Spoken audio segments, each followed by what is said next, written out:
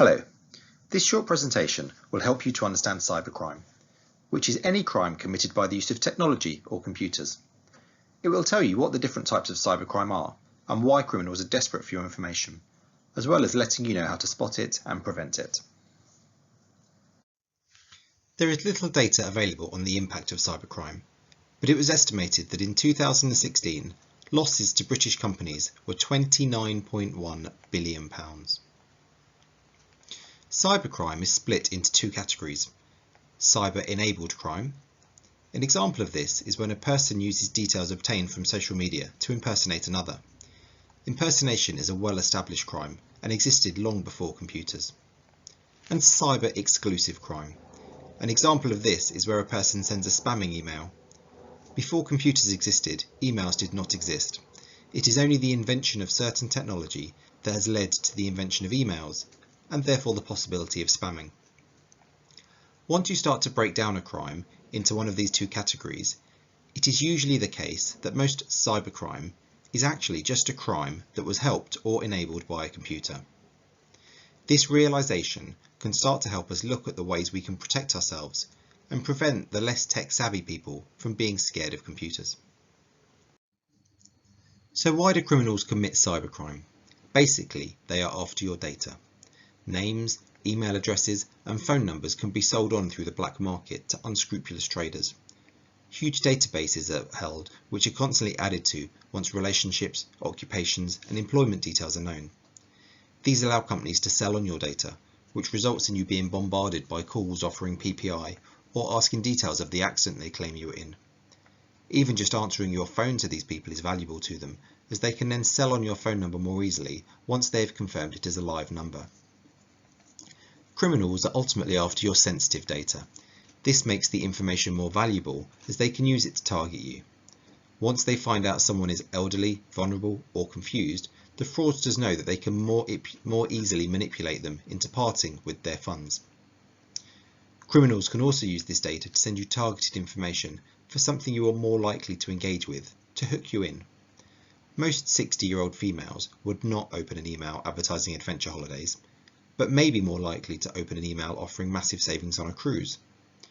Or a 30-year-old female is unlikely to open an email that comes from a female saying she's desperate to meet single men, but a 30-year-old male might. On Friday the 12th of May 2017, a computer virus known as WannaCry was released worldwide. This encrypted data on infected computers and demanded a ransom payment to allow users access. WannaCry was the largest cyber attack to affect the NHS in England, although individual trusts had been targeted before this date. Hackers have been spreading ransomware like WannaCry by emails, which trick the recipient into opening attachments and releasing malware onto their systems in a technique known as phishing. Once your computer has been affected, it locks up the files and encrypts them in a way that you cannot access them anymore. It then demands payment in Bitcoin in order to regain access.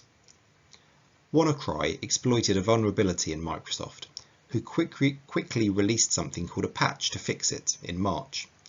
However, people don't always install the updates that contain these patches on their computers, meaning vulnerabilities can remain open a lot longer and make it easier for hackers to get in.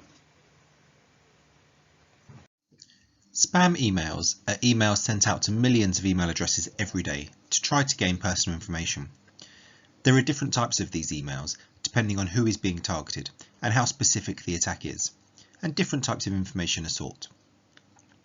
These are some of the main terms used when talking about cyber attacks.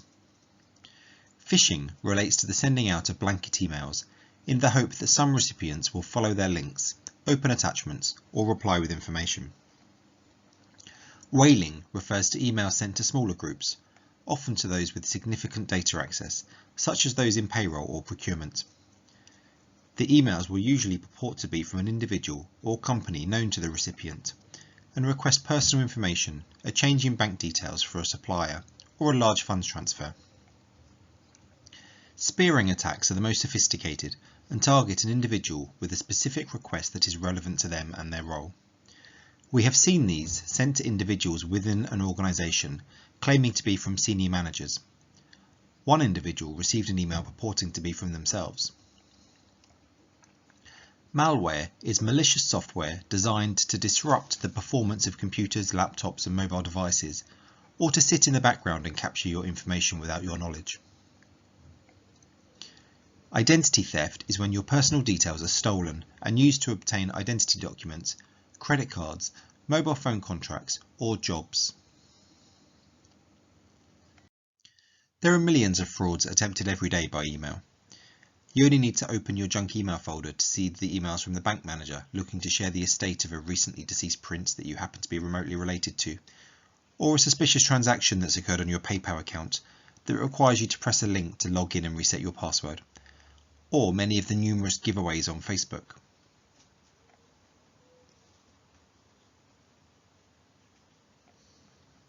There are some easy ways of spotting these frauds. Look at the company's About page. If there is no information, or it is very limited, alarm bells should be ringing. Look at their history. If they only have 3 pictures, they are unlikely to be of a size that can afford to give away such holidays. Scroll back through their page. If their first entry was only created a few days ago, they are not a genuine company and would not be giving away these gifts.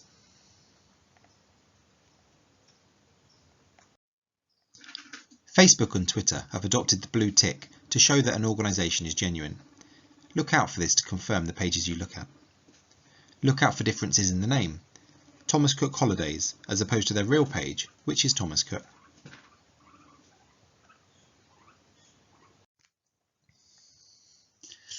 Very large companies have several different entities. Virgin encompasses Virgin Atlantic, Virgin Holidays, Virgin Trains, hotels, records. It would be unusual for the main company to be giving away such prizes from any of their umbrella companies. On this example, you can see that the boarding pass is for Virgin Atlantic, the logo is for Virgin Australia, and the company name is Virgin. This actually relates to 3 separate organisations. Virgin is likely to already have its own page, so look out for extra characters that would not normally be in a name, such as a full stop. Stop and think. Does the offer sound too good to be true? Think how many flights this offer is looking to give away. Unlimited flights for 500 people for a year.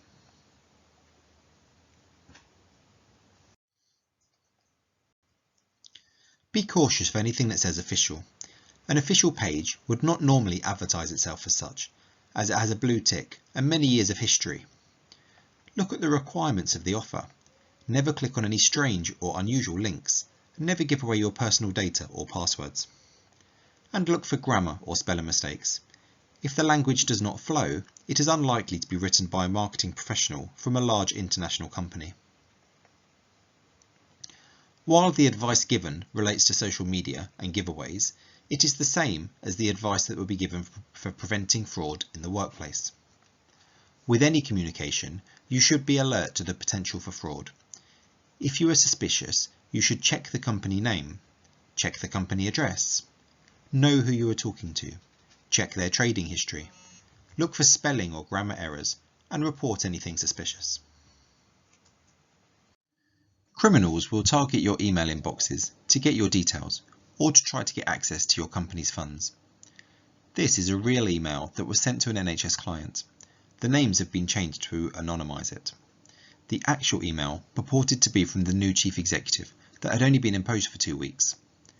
Criminals will watch for changes to company structures and seek to exploit the initial naivety that may come with working with new people. It is easy for criminals to amend email addresses to make it look like they have come from someone else. If you are at all suspicious, you should hover your mouse over the username to show the correct address. Look out for requests that ask you to deviate from a usual process, or where there is an apparent urgency. The staff member receiving this spotted it was a scam and played along to elicit more details. The fraudster soon responded, providing account details and making a request for a large amount of money. The Trust has clearly defined processes in place to prevent these frauds occurring. You must always follow these procedures. If you are in any doubt of the validity of a request, speak to the individual concerned using another form of communication. Start a new email thread using their address from the organisational address book, or get their number from the intranet and call them. Any concern should be reported to your line manager or counter-fraud specialist. Malware means maliciousware, which is when criminals are able to put their own programs into your computer or network, allowing them to gain access or control, usually for one of three reasons. To obtain a ransom from you. Users are effectively locked out of their own files and refused access unless they make a payment. The criminals can encrypt your data, making it impossible for you or anyone else to retrieve it. Once payment is made, usually by an untraceable method, the criminal may grant you access to your device, or, having looked through your files, may increase the ransom. The ongoing advice by professionals is to never release payments. This means that ransomware is becoming less lucrative to criminals. Secondly, to get your information. Criminals may steal organisational secrets or industrial intelligence, or browse through your files. Imagine everything that is stored on your device, such as emails, photographs, receipts, bank statements, protocols, contact lists, passwords. Imagine how useful this information could be to a fraudster. Corporate data is even more valuable, as they can get patient data, supplier details, or employee information, such as bank accounts, dates of birth, next of kin information. Or to obtain control over you. Some criminals seek to blackmail people once they have access. Once a criminal has accessed your intimate photos or videos, they may blackmail the user into sending more or making payments to prevent them releasing them to friends or family, or could use it to force you to provide sensitive company information. Cybercrime doesn't exist without people, so making sure the wrong people don't get in is always the first step. Pay attention to the physical security of your building.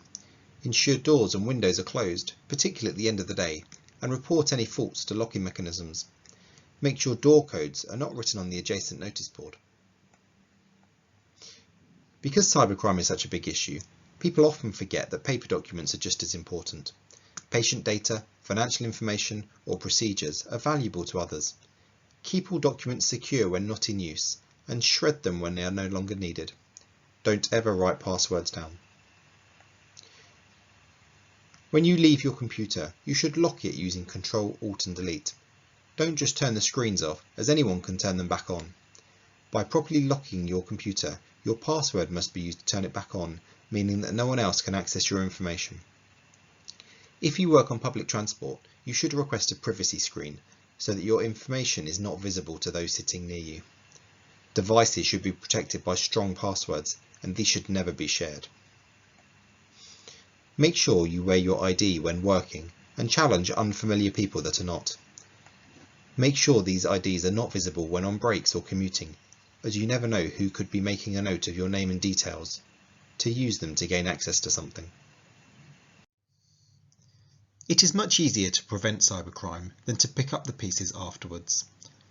Everyone in the organisation can play their part by following a few simple steps.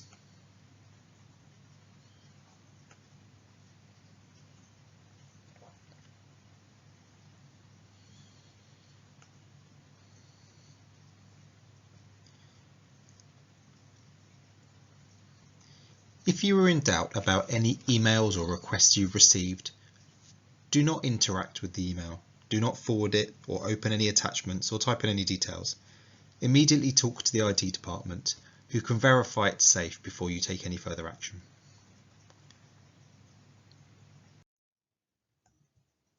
Details of your local counter-fraud specialist are now on the screen. Your LCFS works for RSM as part of a team of counter-fraud specialists, contracted to provide the counter-fraud services for your organisation. We are available all year round to offer help or advice, receive new procedures, provide briefings or awareness materials to your teams, and investigate any allegations of fraud, bribery or corruption. If you are suspicious of anything that you see or hear, please get in touch with us using the details here. It is important that all allegations are pursued, as even where we cannot prosecute, we will always look to close any potential loopholes, to prevent money being lost and to further protect the organisation's vital funds. You can also report NHS fraud anonymously through the National Fraud Reporting Line or online reporting tool.